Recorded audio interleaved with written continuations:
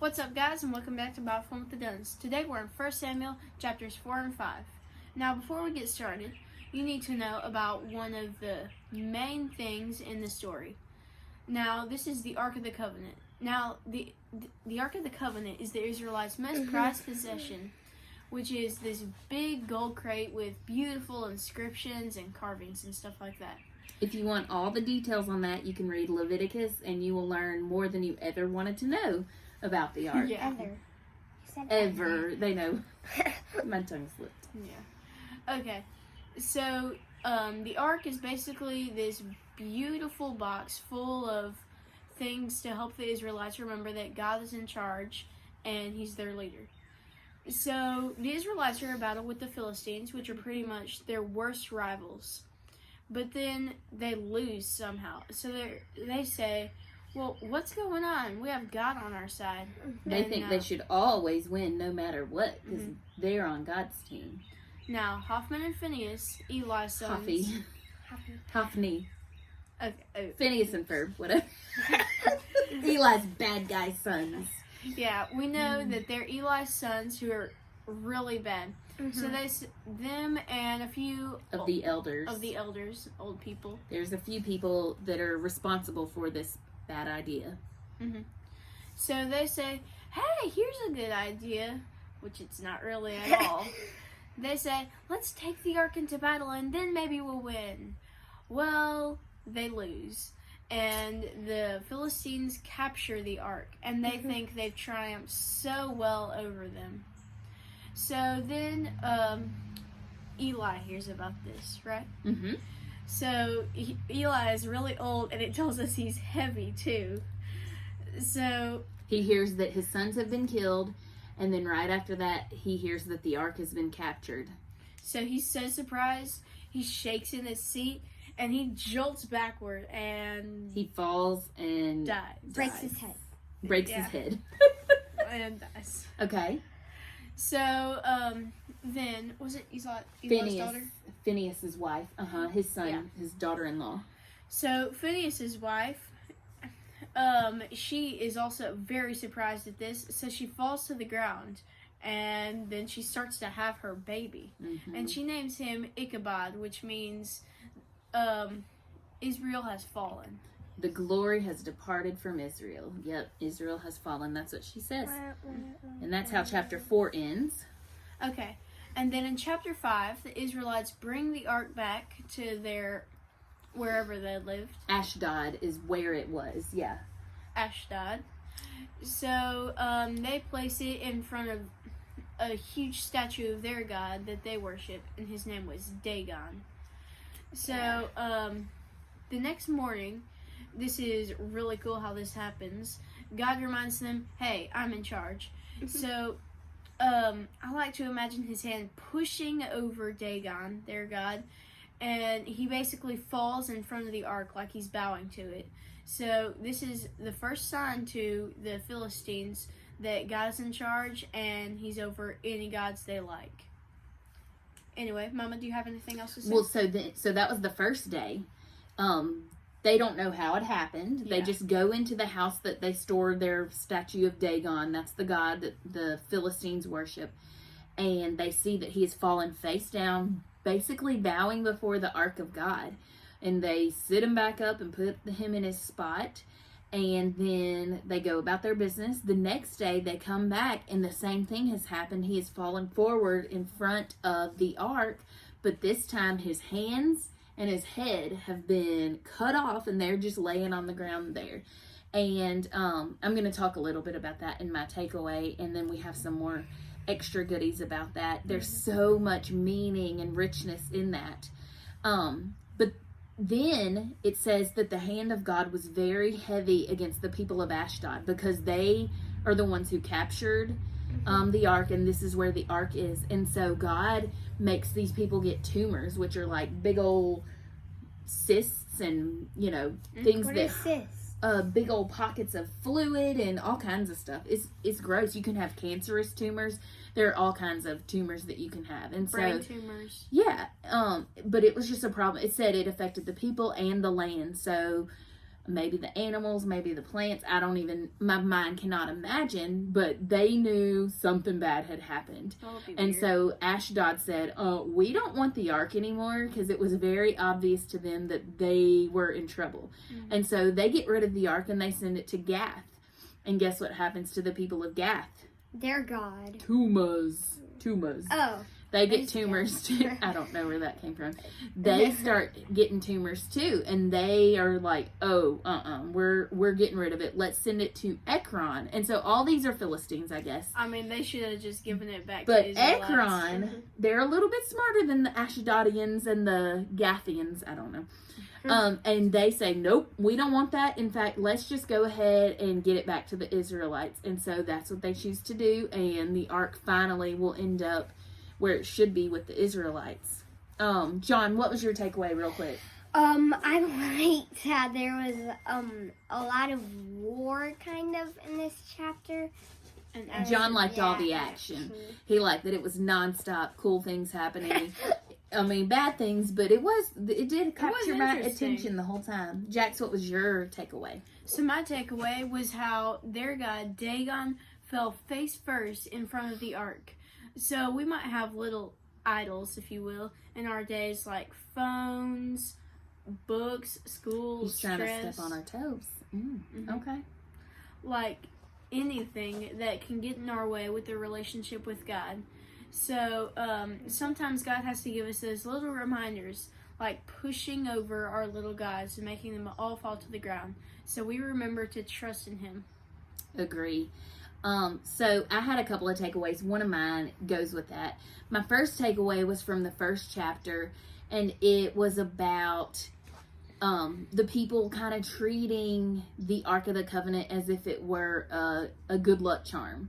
They were abusing it. They were taking the Lord's name in vain, basically. It reminded me of how important it is for us to respect God. The Bible tells us that we should fear God. We should respect Him. We should recognize that He is the one true God.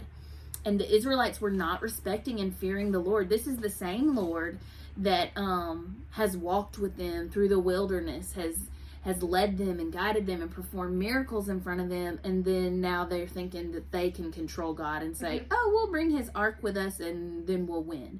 They were using Him, and they were treating Him like a rabbit's foot or something like that. And God will not be used. God is to be respected. And so that's a good lesson for me and for all of us. And then my other takeaway was the big one about the Philistines putting the ark in the house of their god, Dagon. In the Bible, the Ten Commandments specifically, it tells us that we are to have no other gods before the one true God. I love this picture that any other god we can try to worship is not worthy of our one true God. And Jax did a really good job preaching that little point. We make idols out of anything. You think, I don't have a statue that I bow down to and worship. Well, guess what? Idols are not limited to strange statues or shapes or figures, or it doesn't even necessarily have to be a physical thing that you can hold in your hands. Anything that takes attention, time, worship, away from God can be an idol. And Jax did a really good job of listing some of those things. And so this is a very important picture. Dagon bowing before their God, bowing before the actual God, is a great picture that we can try to worship anything else, even other gods, but nothing is worthy of the one true God. Nothing is the one true God but our God, the Israelites' God. And all will eventually bow down and submit to Him. The day will come. And there's so much more juice and information to this that I'm going to get Preacher Hubs, Preacher Daddy, to tell us a little bit about this. So after our little question time, stay tuned and watch his little blurb, and it's going to be super interesting because what he's going to share. it's really interesting, and he can tell it better than I can. So today's challenge, I have a couple questions. The first question, what are some ways that you can show God that you respect Him, you honor Him, you fear Him? Talk about some of those ways with your family. That's really important to come up with those ways. And honestly, if there are ways that you are disrespecting him, dishonoring him, maybe this is a time to change those things. And then the next question, have you ever treated God like a good luck charm? And you may think that sounds crazy, but actually it's a really easy thing for us to do. I found myself guilty of that in the past. And it just may not be as obvious as us carrying an ark to war, into battle with us. Maybe like you want something from God, you want him to answer a prayer a certain way, you want a blessing, anything like that. So you say, I'm going to do all these things, God. You treat him like a good luck charm, or you treat him like a tool that can be used. I'm going to do all these things, God. I'm going to go to church. I'm going to go to Sunday school. I'm going to read my Bible. And then, God, you're going to owe me something. You're going to have to answer my prayer in the way that I want you to. You're going to have to bless me with the thing that I've been asking for, because I gave you this. God, you owe me that. That's treating God like a good luck charm, or like a tool that can be used. And God is to be feared and respected and treated with honor. So have you ever tried to use him in that way? Talk to God about this and ask him to show you when you're doing these kinds of things, to make you aware of it so that you can treat him with the honor and the respect that God deserves. Let's all work on showing God honor and respect in all aspects of our lives, whether it's the way we talk to people, with the way we live with other people, the way we treat our friends and our teachers. Let's all work on showing God respect and honor by every way that we live our life. Don't forget to watch our next little part from Preacher Daddy. Talk to y'all tomorrow. Bye. Bye. Hey guys, like we talked about earlier, the Philistines captured the ark from the Israelites in battle, and they took it back with them and they put it in Dagon's house. And there's so much more to every single word of the Bible. It's dripping with meaning and truth and goodness. And so we asked Preacher Hubs, Preacher Daddy, to share a little bit more about Dagon. Okay. So here's what Dagon is. Remember, the Philistines were bad guys in the Bible. And they started to kind of really become an issue in the book of Samuel. They've been issues all the way since Judges.